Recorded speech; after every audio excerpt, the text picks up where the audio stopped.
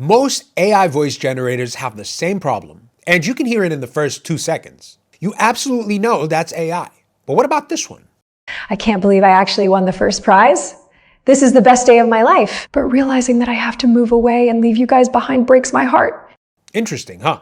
I've tested a lot of these tools over the past year, and the frustrating thing is that most of them get the words right, but completely miss the feeling behind them. So when I started using Noiz AI a few weeks ago and found myself replaying a sample just to make sure it wasn't a real person, that got my attention. Today, I want to share everything I discovered while testing out this platform. I won't give away any spoilers, but I really think you should stick around until the end. Before anything else, it's worth understanding what Noiz AI actually is, because it's not just a text-to-speech tool. It's a full AI voice platform, one that brings together text-to-speech, voice cloning, voice design, voice library, video dubbing, and sound design inside a single interface.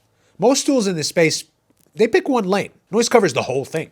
And that scope matters when you're thinking about how it fits into a real production setup rather than a one-off use case. It currently supports English, Chinese, and Japanese, has over 1 million registered users, and generates audio in 1 to 3 seconds depending on the length of your script. So the first thing I did was drop in a few paragraphs and just listen. What I noticed right away is that the pacing actually changes depending on what the text is saying.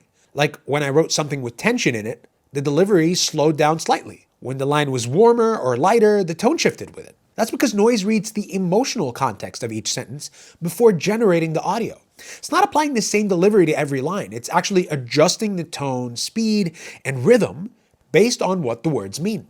You also get natural breath marks, realistic pauses, not just breaks where the comma is. Sounds like someone who actually read the script and understood it. The newer model they have, they call it V2, takes this further. The same voice can go from warm and conversational to focused and direct within the same script. I tested this with a voiceover that shifted tone halfway through, and it held up. It didn't sound like two different people. It just sounded like one person who changed gears. One thing I do want to point out, controlling all of this does not require you to dig into settings or adjust sliders. You use emojis to set the mood for your lines.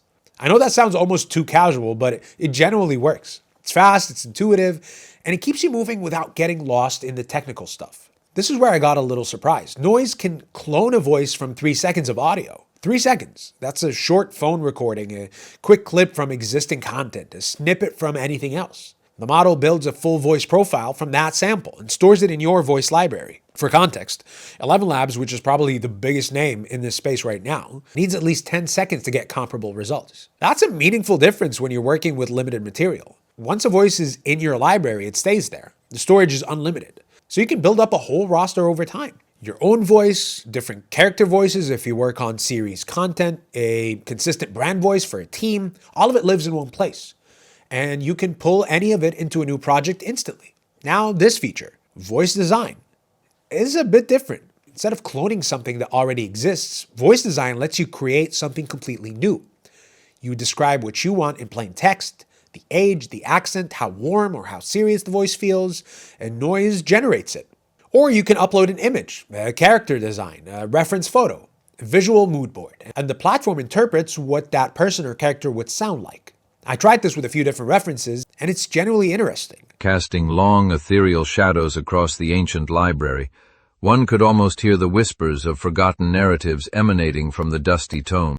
You're not limited to a preset library. You're building voices the same way you might put together a visual look. There's also this video dubbing that if you work with video content across different languages, well, trust me, this feature is worth paying attention to. You can take a video and swap the language with one click.